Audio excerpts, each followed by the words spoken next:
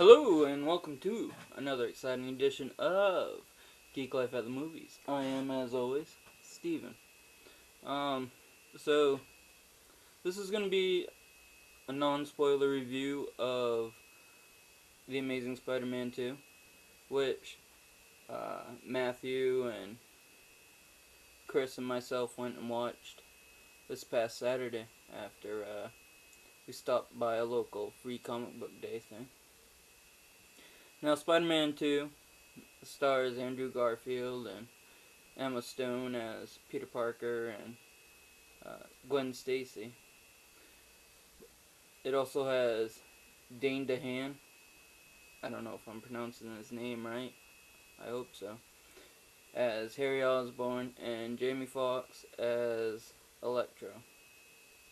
Now, before I start, I have to say this is one of the best depictions of Harry Osborn I have seen in movies.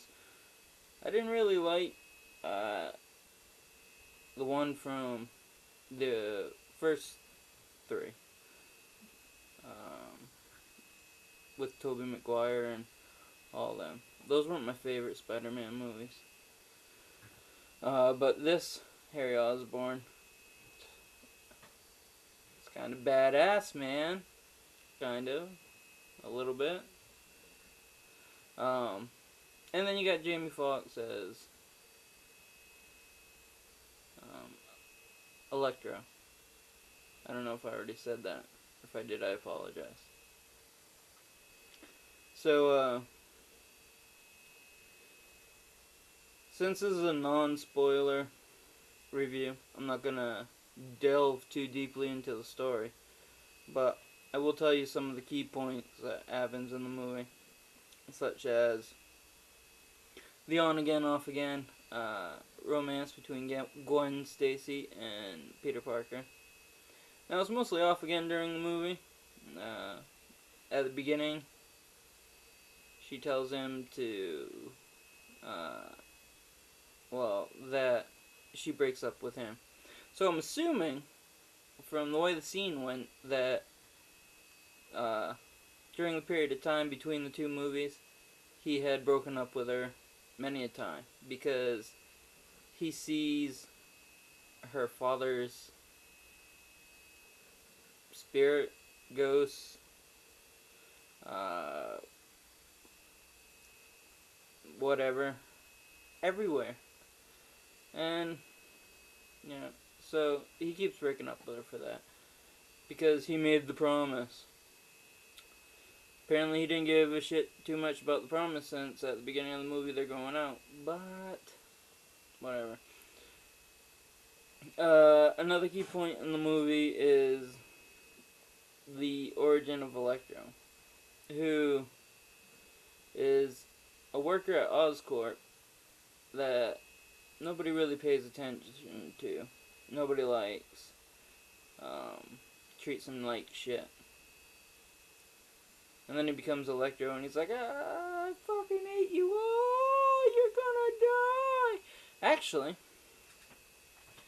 his whole evolution into Electro the bad guy was from a misunderstanding. People call him a freak, and he's just wondering what the hell's going on with him. And then Spider-Man gets credit, gets his face plastered on the screens, and he goes crazy. Crazy! But, whatever. Another point of the film is Harry Osborn. You find out he's dying from disease that's passed on through the family. And he thinks that the only cure, or the only way to get a cure for the illness, is by using Spider-Man's blood. Does he get it? Well, that would be spoiling that. You'll have to watch the spoiler-filled review to find out. And then, of course, you got Electro versus Spider-Man, with Electro wanting to kill Spider-Man. Now, overall, the movie was good. I would see it again in the theaters. It's totally worth seeing, and I think most people would be pleasantly surprised by how it turned out. Uh, there's a good mix of action sequences and story. You know, it's not just a movie you go and watch explosions and shit. I would have to say, probably so far this year, this is in the top 5 of new movies I've seen. Captain America: The Winter Soldier being number 1. This one being close at number 2 or 3 so far. I mean, it's fairly good. Um, so if you've seen the movie, let us know in the comments below what you thought about it. Did you enjoy it? Did you think it sucked? And as always, visit us on the website, geeklife.com, G33k, L1f3.com, or visit us at our home on Facebook. The links will be below.